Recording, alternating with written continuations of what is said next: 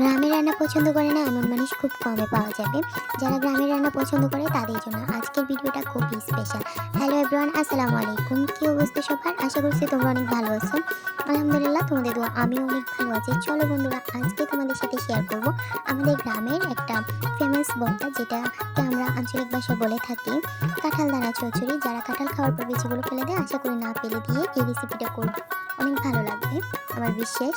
তো চলো, এই তো দেখো এখানে নিয়ে নিলাম কয়েকগুলো কাঁঠাল দানা। এগুলোকে আমি ছিলে নিয়েছি, এরপরে লবণ পানি দিয়ে ধুয়ে নিয়েছি যাতে কষালো ভাবটা চলে যায়। এখন এগুলোকে একটা পাত্রে বসায় দিলাম, এরপরে দিয়ে দিলাম পরিমাণ মতো পানি। এখন দিয়ে দিব সামান্য একটু লবণ, এরপরে দিয়ে দিব অল্প একটু হলুদের গুঁড়ো। বেশি দিলে তেতেও সম্ভাবনা থাকবে। তো এবার এগুলোকে সিদ্ধ করে নিব। হলুদ দেওয়ার একটা কারণ যাতে সাদা আবরণটা চলে যায়। এই তো দেখুন সিদ্ধ হয়ে গেছে। এবার এগুলোকে নামিয়ে নেব। এই তো নামিয়ে নিলাম। দেখুন কালারটা অনেক সুন্দর এসেছে, তাই না? এবার এগুলোকে শিলপাটায় বেটে নেব। আর এদিকে বসিয়ে দিলাম একটু তেলটা গরম হয়ে আসলে দিয়ে দিব কুচি করে রাখা পেঁয়াজগুলো। এই তো দেখুন পেঁয়াজগুলো দিয়ে দিলাম। এবার এগুলোকে হালকা একটু ভাজা ভাজা করে নেব। এই তো দেখুন এগুলো একটু ভাজা ভাজা হয়ে আসছে। আমি আগে থেকে আদা রসুন বেটে রাখছি, তো এখান থেকে একটু একটু দিয়ে দিব। এই তো দেখুন দিয়ে দিলাম রসুন বাটা।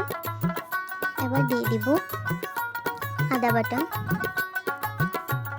এই তো এবার এগুলোকে ভালোভাবে নেড়ে নিতেছি যাতে পেঁয়াজের সাথে এগুলো মিশে যায়। এগুলো হালকা একটু ভাজা হয়ে আসলে এবার দিয়ে দিব স্বাদ মতো লবণ। যেহেতু সিদ্ধ করার সময় আমি লবণ দিয়েছি, তাই এখন একটু অল্প করে দিয়েছি। এবার দিয়ে দিব মশলা গুঁড়ো। এই তো দেখুন দিয়ে দিলাম। এবার দিয়ে দিলাম হলুদের গুঁড়ো। আর এখন দিয়ে দেব মরিচের গুঁড়ো। এই তো দেখুন দিয়ে দিলাম। এবার এগুলোকে ভালোভাবে মিশিয়ে নিতেছি। যখন এগুলো আরও একটু ভাজা হয়ে যাবে, তখন আমি এখানে দিয়ে দিব কুচি করে রাখা টমেটো এবং ছিলে রাখা কাঁচামরিচ আর 1 পিস মাছ ভেজে ম্যাশ করে নিয়েছি, এগুলো দিয়ে দিলাম। তো এগুলোকে ভালোভাবে মিশিয়ে নিতেছি। দেখুন এগুলো ভালোভাবে মিশানো হয়ে আসতেছে। এই তো দেখুন মিশানো হয়ে গেছে। এবার দিয়ে দিব সামান্য একটু পানি যাতে মশলাগুলো ভালোভাবে কষাতে পারি। এই তো দেখুন দিয়ে দিলাম পানি। এবার এগুলাকে আবার একটু ভালোভাবে নেড়ে দিব, চারপাশ থেকে নেড়ে দিলাম। এবার দিয়ে দিব ঢাকনা। এই তো 2-3 মিনিট পরে আবারও ঢাকনাটা সরিয়ে নিতেছি। এই তো দেখুন সামান্য একটু পানি কমে আসছে, তবে পরিপূর্ণ এখনও কমে নেই, তাই আবার একটু নেড়ে দিতেছি যাতে নিচ থেকে লেগে না যায়। নিচ থেকে লেগে গেলে পোড়া গন্ধ আসতে পারে। তো আবার ঢাকনাটা দিয়ে দিলাম, এরপর আবারও সরিয়ে নিলাম। দেখুন পানিটা এখন পরিপূর্ণ কমে আসছে। এবার দিয়ে দিব বেটে রাখা কাঁঠাল দানাগুলো। এক একই সবগুলো দিয়ে দিব। দেখতে পারতেছেন, প্রয়োজনের সময় ধরে এগুলো মশলার সাথে মেশানোর চেষ্টা করবেন। তাড়াতাড়ি করলে হয়তো বা একদিক দিয়ে হবে, আরেক দিক দিয়ে হবে না।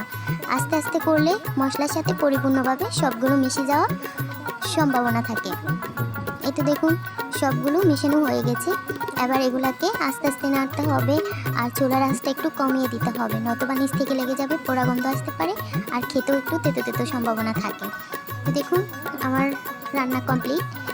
কালারটা অনেক সুন্দর এসেছে, তাই না?